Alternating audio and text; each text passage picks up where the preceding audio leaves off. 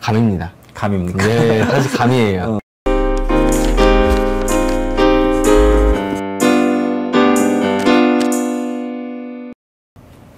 안녕하세요, 윤여경입니다. 안녕하세요, 김승현입니다. 오늘은 디자인 프로세스에 대한 이야기를 조금 해보려고 해요. 디자이너가 처음 취업한다거나 아니면 어떤 프로젝트를 맡았을 때 제일 먼저 이제 컨셉 잡고 그 컨셉 도출이 나오면은 그 컨셉에 맞는 레퍼런스를 찾잖아요. 근데 요즘 뭐 레퍼런스가 워낙 뭐 많이들 있으니까 옛날에는 막 책에서 봤는데 요즘에는 뭐 템플릿도 많고 핀터레스트, 비엔스 뭐 엄청 많잖아요. 엄청 많죠. 오히려 레퍼런스가 너무 많으니까 이게 오히려 뭘 골라야 될지도 모르겠고 어떻게 찾아야 될지도 모르겠고 옛날 우리 때는 그냥 좋은 책 몇 권 있으면은 거기서 그냥 바로 찾아가지고 많이 써먹었거든요. 또 옛날에는 나만의 책이 있으니까 약간 뺏기기도 했어. 근데 요즘에는 뺏기면 바로 걸리잖아. 왜냐면 이미지 검색하면은 동일급 이미지 나오니까. 그래서 이제 그 표절 시비도 많이 붙고. 그러니까 레퍼런스가 디자인 프로세스에서 제일 중요한 거잖아요. 대표님도 많이 강조하고 우리 프로젝트 진행할 때마다 레퍼런스 기가 막히게 찾잖아. 그 아트 디렉터의 가장 중요한 소양 중에 하나가 저는 레퍼런스라고 생각을 하는데. 레퍼런스 전달하는 게 빠르니까요. 그렇죠. 그리고 이제 레퍼런스란 말 자체가 지시적 의미라는 말이에요. 그러니까 우리가 말로 이렇게 얘기하면 모호하게 이렇게 디자인이 이미지가 막 상상되는데 레퍼런스 딱 찍어주면은 아 이런 얘기를 하는구나 하고 컨셉에 맞는 딱 그 이미지가 떠오르거든. 그래서 레퍼런스가 되게 중요한데 대표님은 레퍼런스에 대해서 어떻게 생각하세요 평소에? 제 피드는요 다 디자인이에요. 패키지야. 그래서 저는 수시로 봐요. 모든 알고리즘 다 패키지예요. 그러니까 그 중에서 가장 내가 좀 인상 깊었던 것들은 언제나 저장해 놓고 따로 빼놓죠. 빼놓고 분류해 놓고 그렇게 현재 그리고 계속 트렌드를 알 수밖에 없고 그 트렌드를 그냥 지나치는 게 아니라 그 트렌드 속에서 내가 인상 깊었던 거 나중에 꼭 써먹어야 되는 거 이거 두 개 융합하면 좋을 만한 것들을 언제나 다 저장을 잘 해놓습니다. 그러면 주로 인스타에서 봐요? 아니면 다 봐요. 다 봐요. 다 봐야 되는구나. 인스타만의 레퍼런스들이 있고 인스타만의 그 피드들이 있고 비엔스만의 그런 것들이 있고 유튜브만의 그런 것도 있고 다 달라요. 그러면은 대표님만의 레퍼런스를 찾는 노하우라고 해야 되나? 뭐 그런 방법이 있을까요? 그 키워드. 키워드가 가장 중요합니다. 레퍼런스는 결국적으로 내가 원하는 거 어떤 느낌 있는 것들을 찾아내는 거잖아요. 동양적으로 하는 거면 일본이나 중국 이렇게 우리 동양적인 나라들의 언어로 바꾸는 거예요. 만약에 음식 패키지야. 그러면 음식이란 단어가 일본어로는 뭔지, 패키지가 일본어로는 뭔지, 아니면 중국어로는 뭔지, 그 나라의 특색 있는 디자인들이 나와요. 되게 딥하게 볼 수 있겠네요. 그렇죠. 그리고 다 보면은 되게 많은 이제 키워드들을 알게 되거든요. 레퍼런스 찾는 게 그다음부터 수월해요. 레퍼런스 키워드예요. 전문 용어도 좀 그런 게 필요할 것 같아요. 그쵸. 가공 같은 것들. 패키지로 좀 예를 들자면은 패키지에서 후가공을 넣으려고 하는데 뭐 금박이라고 치면은 영어로 핫스탬핑 포일. 핫스탬핑 포일로 바꿔서 치면요 엄청 많이 나와요. 그 다음에 톰슨 이제 영어로 다이컷이거든요.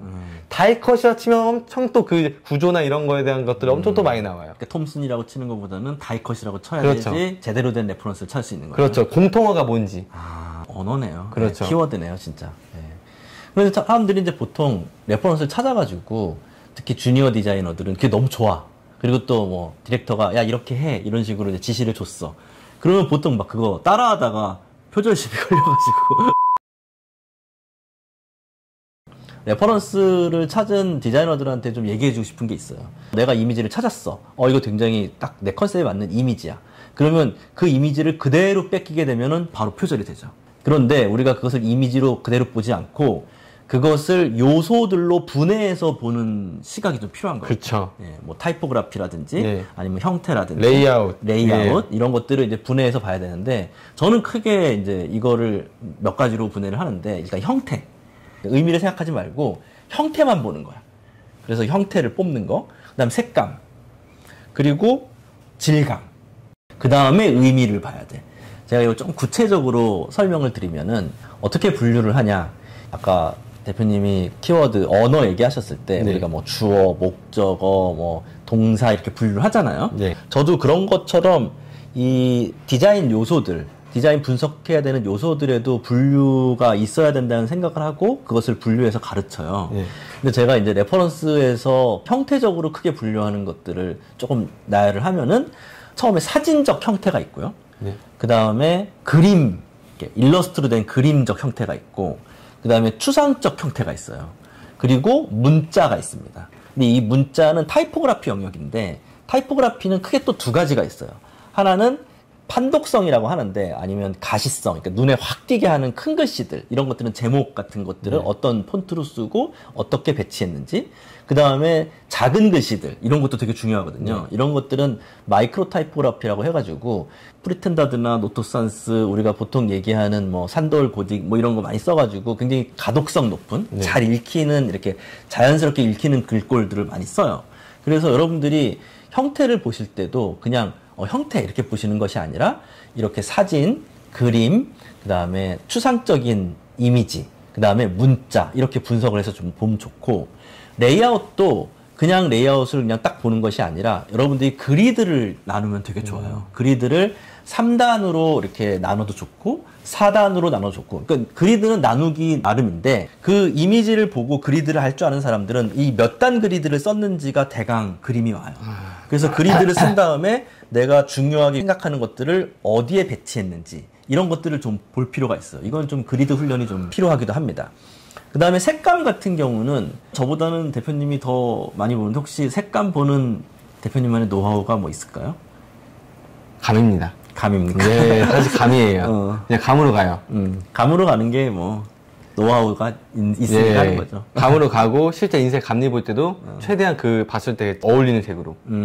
저는 이제 뭐 색에 대해서는 좀 관대한 편인데, 자기가 어떤 이제 레퍼런스가 좋다고 하면은 이렇게 스팟들을 좀 찍어보라고 해요. 그래서 그 사진에서 나오는 어울림들을 그 안에서 좀 찾아보려고 하거든요.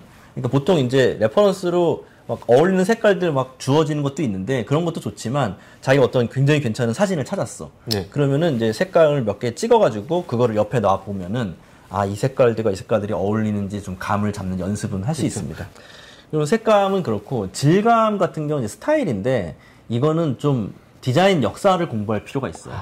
디자인 역사에서 뭐 아르누보다, 아르데코다, 아니면은 뭐 모던한 느낌이라든지 아까 얘기하신 것처럼 뭐 좀 색을 눌러줘야 되는데, 이런 것들은 역사적 사조들을 보면은 그 스타일들이 이렇게 구분돼서 나오거든요. 양식화라고 얘기하죠. 이게 사실 질감은 이런 데서 찾아야 돼요. 저 그거 방금 얘기 들은 것보다 든 생각이, 인쇄 기법 중에 애칭 기법인데 이게 부식이거든요. 그 부식으로 옛날에 만들었던 어떤 예술 작품들을 보고 나서 맞아요. 그 질감을 이용해가지고 디자인에 입히면은 그 굉장히 잘 나와요. 약간 금속 느낌 나는 것들, 뭐 이런 것들이 다 그 디자인 역사나 이런 것들을 많이 보면은 이제 아는 건데, 우리가 디자인 역사를 공부하는 것은 스타일, 그 질감을 알기 위해서요. 그래서 내가 어떤 디자인이 좀 레트로하게 하고 싶다, 그러면 그런 기법들을 갖다가 이제 쓰는 걸 좀 봐야 되는 거죠. 그리고 난 다음에 이제 타이포그라피를 해야 되는데, 이 타이포그라피는 글꼴도 많이 알아야 되고 고전주의, 현대주의 이런 것도 많이 알아야 됩니다. 그래서 사실 레퍼런스를 찾는 것도 중요하지만 내가 레퍼런스를 어떻게 활용할 것인가의 그게 진짜 선수인 것 같아요. 그게 진짜 선수예요. 그게 진짜 전문성이에요. 그래서 여러분들이 내가 디자인을 도대체 왜 공부해야 돼? 이렇게 스스로 질문을 던졌다면, 레퍼런스 있는데 내가 왜 공부해야 돼? 이게 아니라 그 레퍼런스를 더 딥하게 분석하고 잘 활용할 수 있기 위해서 디자인을 공부하는 겁니다. 근데 저는 교수님 얘기 듣다 보니까 이 생각이 났어요. 왜 디자이너 제 레퍼런스 맨날 보라고 하거든요. 평소에도 레퍼런스 봐라? 근데 일할 때만 보고 평소에는 잘 안 봐요. 재미가 없지, 그냥. 근데 저 왜 재미없는지 알 것 같아. 모르니까 재미없는 거야. 분석할 줄 알아야 재밌어요. 근데 방금 교수님 얘기 듣고 내가 다른 이런 뭐 레이아웃 이런 것들 좀 알고 보면은 재밌을 것 같아. 맞아요. 저는 사실 그거 알고 보니까는 재밌어가지고 보물들인 거야, 레퍼런스들이 나한테는. 그 보물들을 맨날 난 주워가지고 난 주머니에 저장해놓거든요. 맞아. 그 보물들이 깔려있으면 그거 안 보겠어요? 보물들 죽겠죠? 그러니까 난 이 행동이 너무 재밌는데 알고 보면 보물이구나, 이게. 이게 레퍼런스를 잘 찾는 법은 전문성을 높이는 것도 굉장히 중요하다라는 것을 다시 한번 강조드리고 싶습니다. 레퍼런스는 보물입니다. 네. 자, 오늘 그러면 레퍼런스에 대해서, 뭐 디자인 프로세스에 대해서 얘기 시작하려고 했는데 레퍼런스로 끝났는데, 어쨌든 그 안에 다 함축된 얘기들을 저희 넣었다고 생각합니다. 다음 시간에 더 재밌는 딥한 걸로. 네네. 또 다른 주제로 찾아뵙도록 하겠습니다. 고맙습니다. 감사합니다.